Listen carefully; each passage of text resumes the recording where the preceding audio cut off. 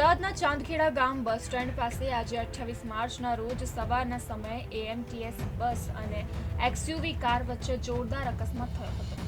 Bus stand પર AMTS passenger લેવા ઊભી હતી તે દરમિયાન પાછળથી તેજ રફતાર આવતી એક્સયુવી કાર ધડાકાભેર અથડાઈ હતી। આ અકસ્માતમાં કાર ચાલક પાસે બેસેલા વિકાસ શુક્લા નામના વ્યક્તિનું મોત નીપજ્યું હતું, જ્યારે કાર ચાલક પ્રકાશકુમાર સિંઘ અને બસમાં ચડતા પેસેન્જરો ઇજાગ્રસ્ત થયા હોવાનું જાણવા મળ્યું છે।